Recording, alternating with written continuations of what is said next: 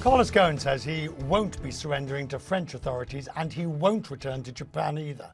Tonight, the fugitive car executive who's wanted on 2 continents tells me he will stay in Lebanon for the foreseeable future. Last week, French prosecutors issued an arrest warrant over alleged suspicious payments to a car dealer in Oman.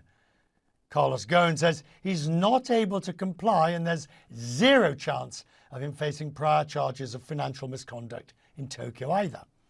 Ghosn says he's done nothing wrong throughout a fugitive saga that's now spanning more than 5 years across several countries. So, it starts in Japan when he's arrested and accused of misusing company money.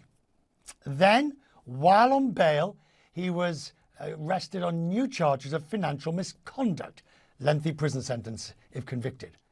So he escapes from house arrest 8 months later, turning up in Lebanon, which doesn't extradite its citizens, and there he remains to his day.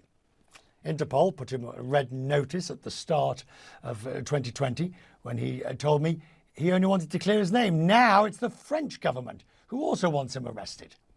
Earlier, I spoke to Ghosn and I asked him why not surrender to the French authorities. Look, I cannot.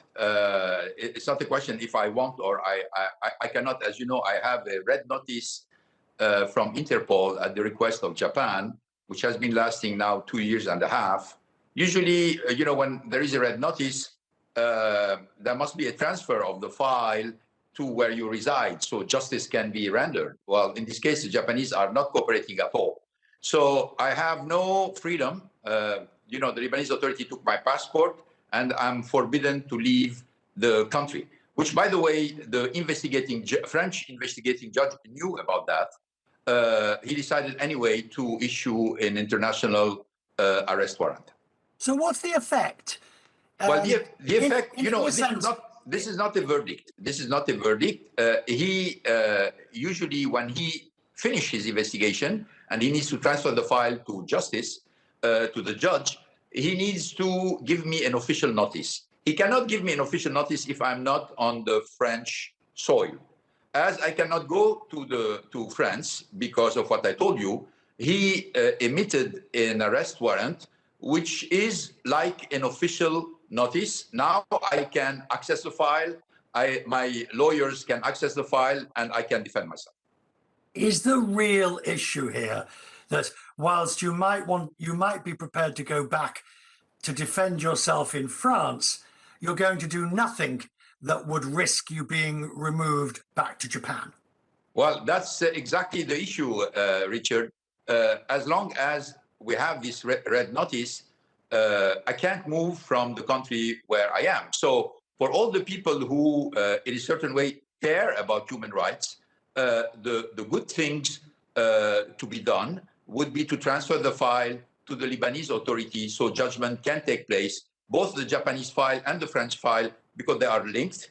They are based on the same accusation. Right. Transmit them to Lebanon and let's finish with the story.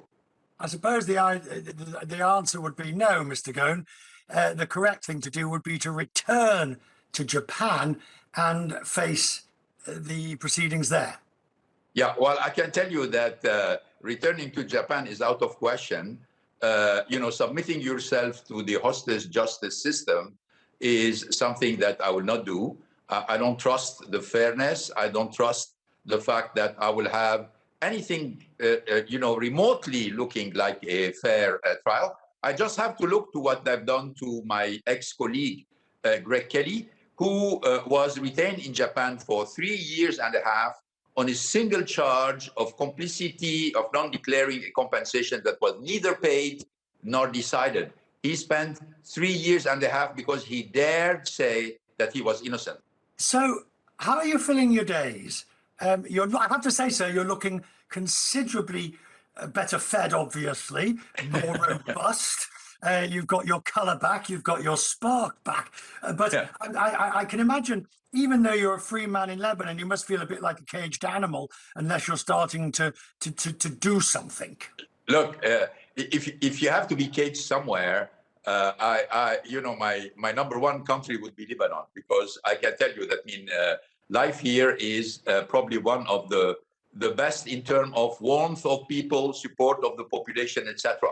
But what I wanna tell you is, I don't have any more the burden of having to worry about three companies. As you know, in 2018, when I was arrested, I was in charge of three companies, and these three companies were doing very well, which obviously required a lot of work, a lot of attention, a lot of cautiousness. Well, since then, I don't have any more this burden. I have to worry about my own problem, and I have to worry about other problems which are much lighter than what I used to carry. Unfortunately, what makes me very sad is to see the situation of these three companies. For 18 years, they've been doing so well. We reached in 2018 the number one automotive group in the world. And when I look today at what is the situation of Renault, what's the situation of Nissan, or even the situation of Mitsubishi, it makes me very sad.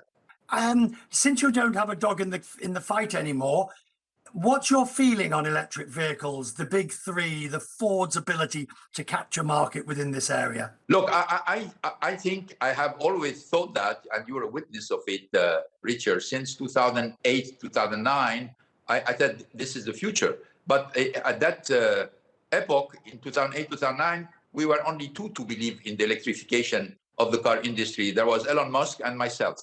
He took the luxury part of the market. We took the mass marketed cars. Today, all the industry is moving in this direction, except that the traditional car makers have to deal not only with the revolution of moving everything to electric cars, but also they have to deal with all the liabilities coming from the past, which obviously Elon Musk with Tesla or Rivian or other newcomers don't have this liability. That's why they have such a big market capitalization compared to the other car makers, because the markets consider that they're going to be winners because they don't have these liabilities.